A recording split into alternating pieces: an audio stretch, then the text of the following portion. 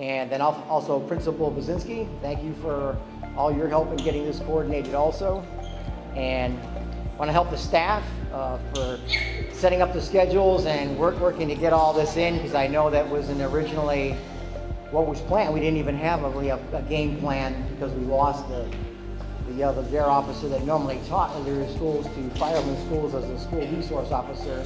So trying to put everything together kind of happened all at one time. I want to thank all the staff for making that happen. I'd like to give a special thanks to Chief Pelko and the Elyria Police Department guys. They're the ones that provided your t-shirts. So if you would kind of give them a round of applause. I know they don't have a representative here.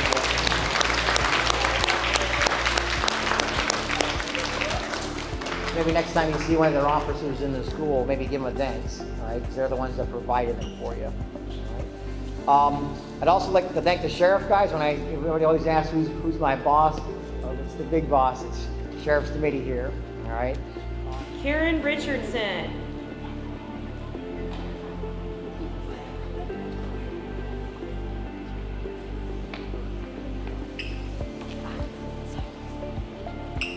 Dylan Sheriff. I'm happy to be here today for the D.A.R.E graduation. You know, the drug abuse resistance through education.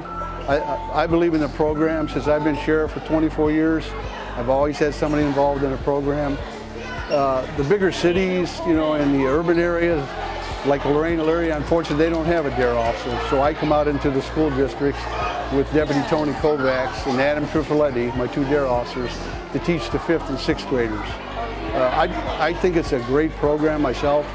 It not only teaches you about drugs and alcohol and tobacco, it teaches you about responsibility, about doing the right things, peer pressure, you know, just following your gut feelings. When you know something's not right, you probably shouldn't do it. And peer pressure is a big thing nowadays, we know. It's not only in middle school and, you know, junior high and high school, but also in college. But you got to know if one of your friends maybe is not doing something that you know is not right, you're better off not to follow that. Keep yourself out of trouble. I actually grew up in a project housing myself. We had a lot of poor people in that area at the time, but luckily most of the buddies that I hung around with didn't really get involved. Now I knew a couple guys that did some things that weren't right, and I didn't follow along with them because I just knew myself that my mom always taught me, if it don't feel right in your gut, don't do it. So you're probably going to do the right thing that way. I think sometimes police get that stigma, like we're coming in and always arresting people and being tough guys. That's not really what this job's about. It's about dealing with people, sometimes at their tough times, you know. You might be there on a domestic, you might be there when they had their car broken into, their home broken into, so they're not real happy at that point. But you gotta go in, you gotta have compassion for people, because that's what we are. We are people. We're just like anybody else.